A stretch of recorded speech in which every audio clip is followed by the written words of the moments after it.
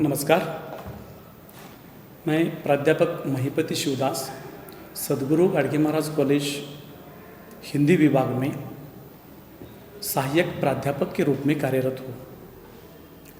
आज हम पदव्युत्तर स्तर MA प्रथम खंड इसी कक्षा के अंतर्गत अर्थविज्ञान का स्वरूप, अर्थ परिवर्तन की दिशाएं, अर्थ व्यापकता के आधार पर अर्थ विस्तार, अर्थ संकोच, अर्थादेश, इन्हीं मुद्दों के बारे में यहाँ पर चर्चा करने वाले हैं।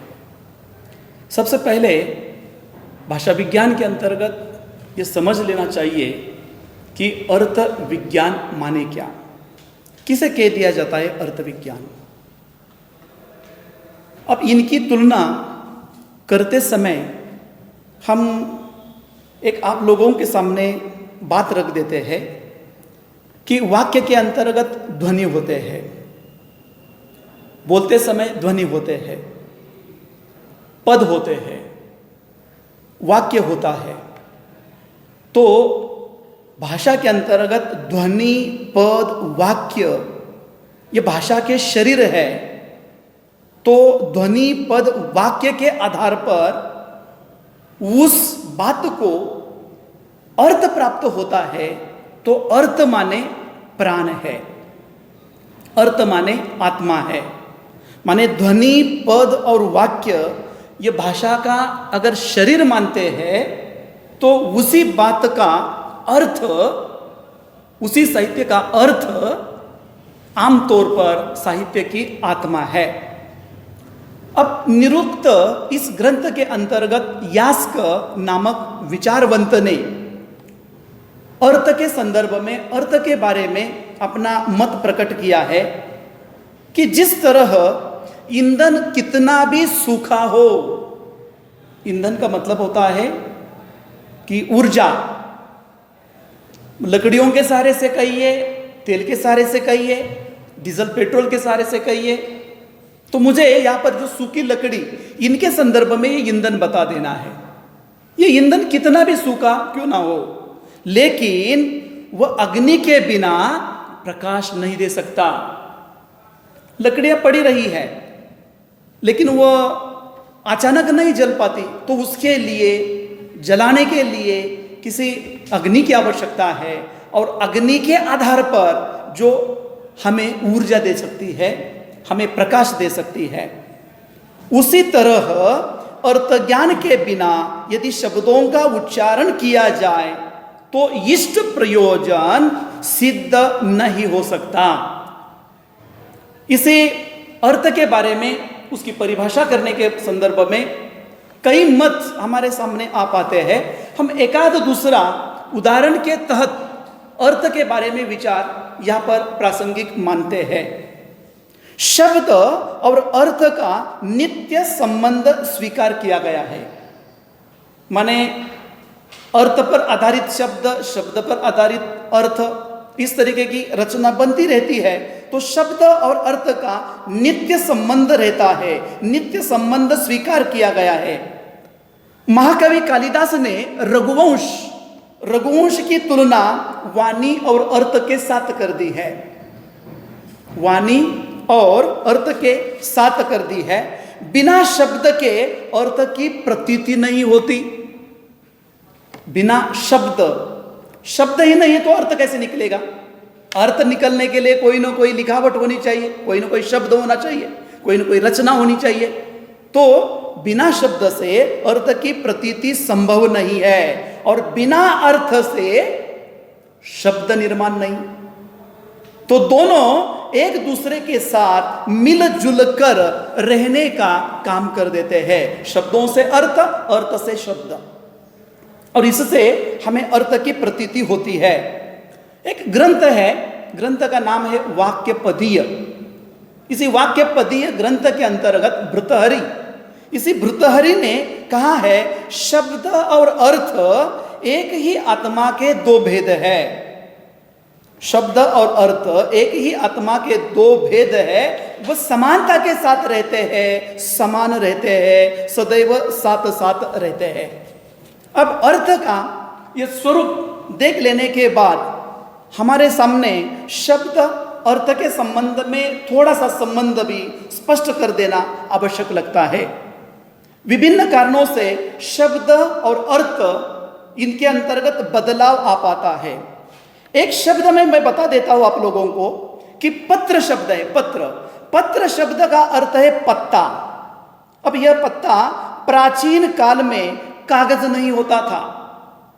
पत्र शब्द जो प्राचीन काल में कागज नहीं होता था, प्राचीन काल में कागज न होने के कारण लोग पत्तों पर लिखा करते थे। हाँ, पत्तों पर लिखा करते थे, माने उसी छाल नुमा या उसी पेड़ के पत्ते नुमा उसी साधन पर लिखने का काम लोग का करते थे।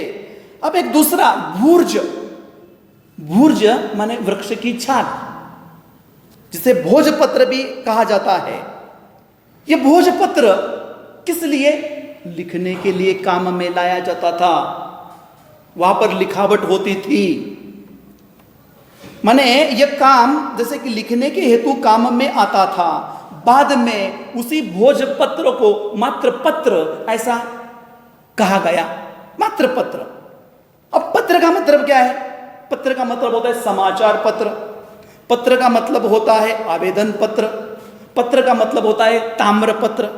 तो पत्र शब्द के पहले एक आध शब्द जुड़ गया तो उसका अर्थ निश्चित रूप से बदल गया। यह विकास यहीं पर नहीं रुका, इसी विकास के अंतर्गत और बदल होता गया। पत्र से पत्रा शब्द बना और चपटी धातु जिसे पतला, पतरा, टीन, इस अर्थ से रूढ़ होने लगा। हम कहते हैं ना, लोहे का पतरा, सोने का पतरा, और इसी पतरा से पतला बन गया। पतला का मतलब होता है तरल। तो यह द्रव के रूप में परिवर्तित होने का एक भास हमारे सामने आ पाता है। इस प्रकार शब्दों का अर्थ निरंतर बदलता रहा और कुछ समय बाद पुराना अर्थ जो लुप्त हो जाता है और नया अर्थ उसी शब्द के लिए प्रयुक्त होने लगता है। देखिए, उदाहरण के तौर पर तेल शब्द है। अब तेल का मतलब क्या है? तेल का मतलब होता है स्निग्ध पदार्थ, तरल पदार्थ। यह तेल मूंगफली का बनता है, यह तेल सूरजमुखी का बनता है, तिलहन का बनता है, बादाम का बनता है। तो तेल का मतलब हम जानते थे थोड़ी देर के लिए द्रव पदार्थ, तरल पदार्थ। आज मूंगफली, सरसों, सूरजमुखी, इनका जो द्रव है, इसी द्रव को हम तेल कहलाते हैं।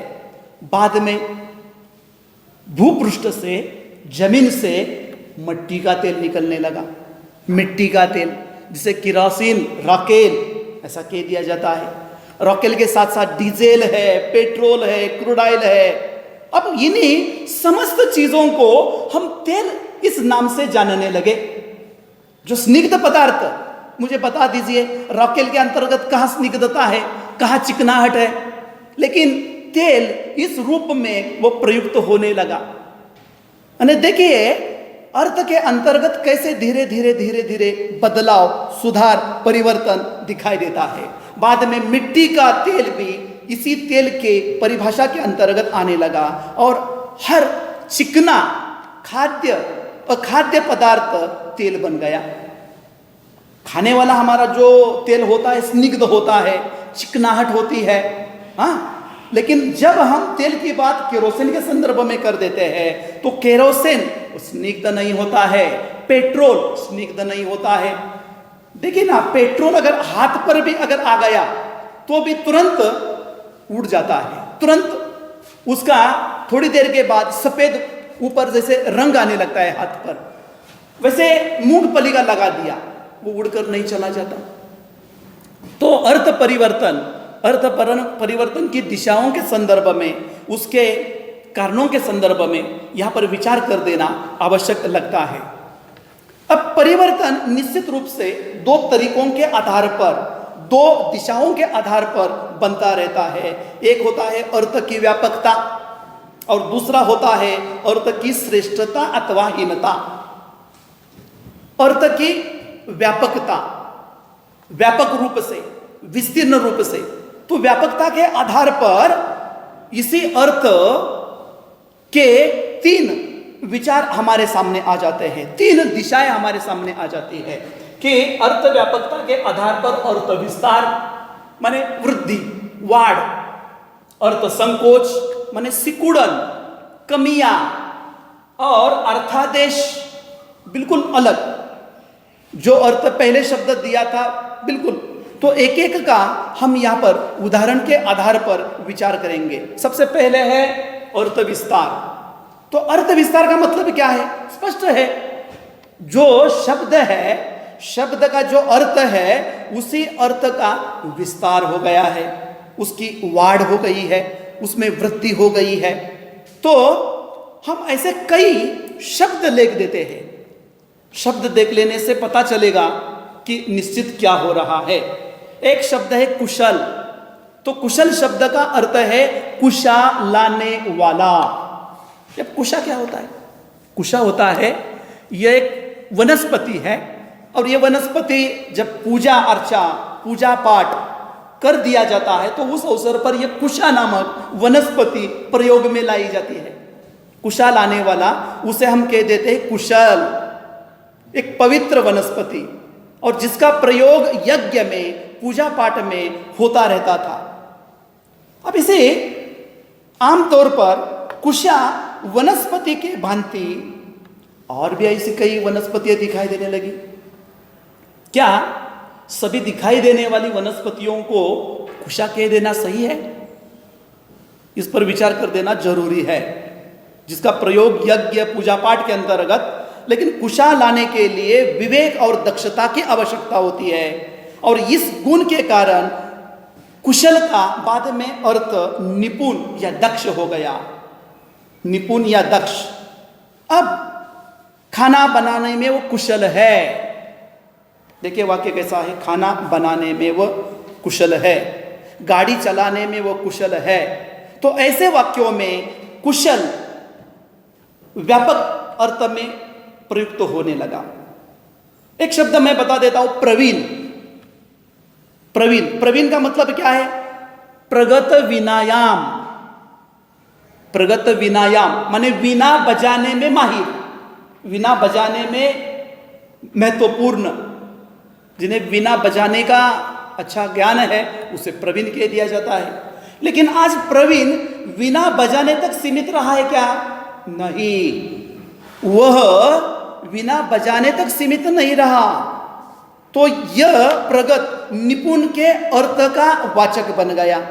व्यापक अर्थों से किसी भी काम कर देने के लिए निपुण, किसी भी काम कर देने के लिए प्रवीण, इस तरीके से माना गया। और एक शब्द है अर्थ विस्तार के अंतर्गत सब्जी, और सब्जी का मतलब होता है हरे रंग की होने वाली तरकारी। अब हरे रंग की आमतौर पर देख लीजिए, हरे रंग के अंतर्गत हम आमतौर पर देखते हैं तरकारी के अंतर्गत जो हरापन जिसे है। लेकिन आज बैंगन देखिए, बैंगन हरा होता है, लेकिन जामुन के भांति, उसी जामुन के रंग के भांति भी बैंगन दिखाई देता है। क्या उसे तरकारी बोलना सही है, या उनके बदले सब्जी बोलना सही है?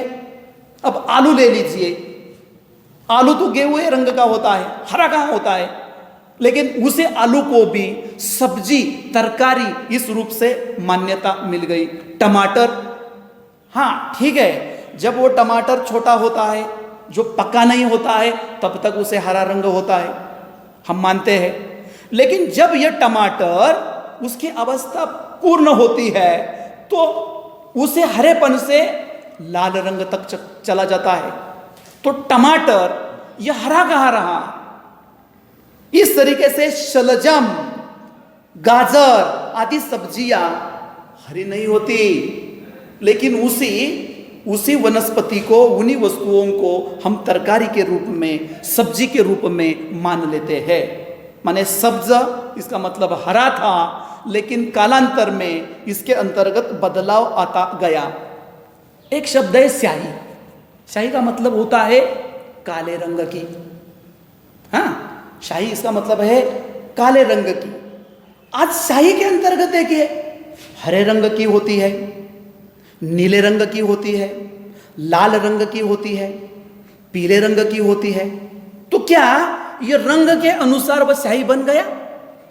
तो इसका विस्तार देखिए। स्याही का मात्र मतलब उसी जमाने में काले रंग की होने वाली, लेकिन धीरे धीरे उसमें बदलाव आता गया, जिसका अर्थ काला पहले था।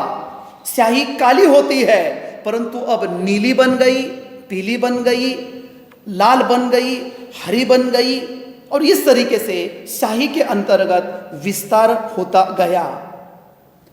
अब गवेषणा, गवेषणा का मतलब होता था कि वन में चरने के लिए जो गाय को जिन्होंने छोड़ दिया है, जिस मालिक ने छोड़ दिया है, और वह गाय इधर उधर जब होती है, गाय की खोज कर देने के लिए गाय का मालिक निकल पाता है। तो गाय को खोजने की स्थिति गवेषणा। क्या आज यह गवेषणा शब्द मात्र गाय तक सीमित रहा है? नहीं। जब हम शोध कर देते हैं, जब हम रिसर्च कर देते हैं, कोई जानकारी इकट्ठा कर देना चाहते हैं, तो वह हमारा रिसर्च गवेषणा हो गया। माने मात्र गायों तक यह शब्द था, गायों तक नहीं रहा। आज गाय की खोज के बदले जब हम अनुसंधान कर देते हैं, संशोधन कर देते हैं, कई नई बात साहित्य में से उठा लेते हैं, कई हमारा अनुमान निकाल देते हैं, तो अनुमान निकाल देने की जो प्रोसीजर है, जो प्रक्रिया है, इसी प्रक्रिया को हम गवेषणा ऐसा कह देते हैं। एक शब्द है गोबर। गोबर का मतलब होता है गाय का मल। लेकिन आज गाय का मल के बदले भैंसे का मल, बैल का मल, जानवरों का मल, माने समस्त जो गाय को छोड़कर होने वाले जानवर, उन्हीं का निकलने वाला जो मल है, इसी मल के लिए गोबर यह शब्द प्रयुक्त हो गया। प्रारंभिक अवस्था में मात्र गाय का मल यहां तक जो सीमित था, धीरे धीरे उसमें बदलाव आता गया। एक शब्द है गोष्ठ। गोष्ठ हिंदी का गोठ जिसे बोल दिया जाता है, माने गाय का बाड़ा, जहां पर गाय बांधी जाती है, गाय को रखा जाता है। लेकिन आज बाड़े के अंतर्गत बैलों का बाड़ा, भैंसों का बाड़ा, इस तरीके से घोड़े की जो व्यवस्था होती है उसके लिए भी अलग ढंग से कह दिया जाता है, पाक अर्थ में। लेकिन मुझे यहां पर बाड़ा का मतलब पशुओं के संदर्भ में इकट्ठा करने का जो वाचक है वो आ पाता है। तो यहाँ पर हमने अर्थ विस्तार के अंतर्गत यहाँ पर ऐसे कई उदाहरण देखे, सब्जी देखी, फिर स्याही देखी, गवेषणा देखा, गोबर देखा, या प्रवीण, निपुण, कुशल, तो विस्तार के अंदर देख लिया। अब हम देखते हैं अर्थ संकोच। जब अध्ययन करते समय विशिष्ट शब्दों का संकोच कैसे होता रहता है, उसका जो मूल अर्थ था, यह मूल अर्थ निकलकर दूसरा अर्थ कैसे प्रविष्ट होता है, इनके बारे में जान लेना जरूरी है। माने जब कोई व्यापक अर्थ से सिमटकर सीमित अर्थ धारण कर देता है, तो उसके लिए हम अर्थ संकोच कह देते हैं। जो पहला अर्थ था निकल जाता है और सीमित अर्थ धारण कर दिया जाता है, उसे हम अर्थ संकोच ऐसा कह देते हैं। संस्कृत में एक शब्द है मृग, और मृग का मतलब होता है पशु। मृग का मतलब क्या था? पशु। कोशों में इसी मृग के लिए मृगेंद्र, मृगेंद्र शब्द है, मृगराज शब्द है। तो ये मृगराज इसका मतलब है सिंह। तो मृग कहा और सिंह कहा। देखिए मृग से फिर वो सिंह तक आ गया, माने उत्तरवर्ती काल में मृग का अर्थ हरिण तक चला गया। हरिण को ही लगभग हम मृग ही मानने लगे, और इसी तरीके से एक बात होने लगी, कस्तूरी कुंडली बसे मृग ढूंढे बनमाही। माने उसी जो हिरण के नाभि में जो कस्तूरी होती है, लेकिन इसी कस्तूरी को ढूंढने के वास्ते वह हिरण, वह मृग इधर उधर भटकता रहता है। तो मृग शब्द फारसी में पहुंचा तो उसका मुर्ग बन गया, मुर्ग, शुतुरमुर्ग। तो पंछी के रूप में, पक्षी के रूप में होता गया। धीरे धीरे जो कुक्कुट पालन है, कुक्कुट पालन तक यह शब्द मुर्ग के रूप में प्रयुक्त होने लगा। फिर इसी कुक्कुट पालन से बन गया मुर्गा। माने धीरे धीरे इसके अंतर्गत संकुच कैसे होता गया यह दिखाई देता है। अब एक शब्द है आदिकाल के अंतर्गत पति, और पति का मतलब क्या होता था? पति का मतलब होता है रक्षा करने वाला, रक्षा करने वाला, जो रक्षण करता है उसे पति ऐसा कह दिया जाता है। इसी पति के लिए फिर दूसरा शब्द आने लगा, शोहर, शोहर, शोहर। फिर शब्द आ गया भार्या, और भार्या का अर्थ होता है भरण पोषण करने वाला। भरण पोषण, जो पत्नी है, पत्नी का भरण पोषण करने वाला। आज स्थिति देखिए क्या है, भार्या जो पुरुष स्त्रीवाचक था, आज हम यह भी देखते हैं कि उस काल में पत्नी के भरण पोषण की जिम्मेदारी पुरुष पर होती थी। आज बिल्कुल उल्टा हो गया है। यह भार्या माने यह महिला जो सेवा करने लगी है, सर्विस करने लगी है, अभी वह पति का भरण पोषण करने लगी है, परिवार का भरण पोषण करने लगी है। और इस तरीके से धीरे धीरे कमाऊ पत्नी भी जो अलग अर्थ में यहां पर हमारे सामने आने लगी। दुहिता एक शब्द है, और दुहिता का मतलब होता है गाय को धोने वाला। गाय को जब धोया जाता है तो उसे दुहिता, लेकिन अब दुहिता शब्द पुत्री के अर्थ में वाचक बन गया है। दुहिता माने पुत्री। पंकज शब्द जिसका शाब्दिक अर्थ है कीचड़ में पैदा होने वाला, जिसे कमल कह दिया जाता है। लेकिन आज कीचड़ में कीड़े मकोड़े पैदा होते हैं, कीचड़ में मेंढक पैदा होते हैं, मछलियां, पंकज। तो इस तरीके से कई जीव जंतु उसी कीचड़ के अंतर्गत आ जाते हैं। अब तटस्थ शब्द इसका मतलब अर्थ संकोच के अंतर्गत किनारे पर स्थित, तटस्थ। हम व्यवहार में भी प्रयुक्त करते हुए कह देते हैं कि वो व्यक्ति तटस्थ है, माने किसी भी पक्ष में न जाने वाला, बिल्कुल अपने ही विचारों पर रहने वाला, तटस्थ। तो किनारे पर स्थित।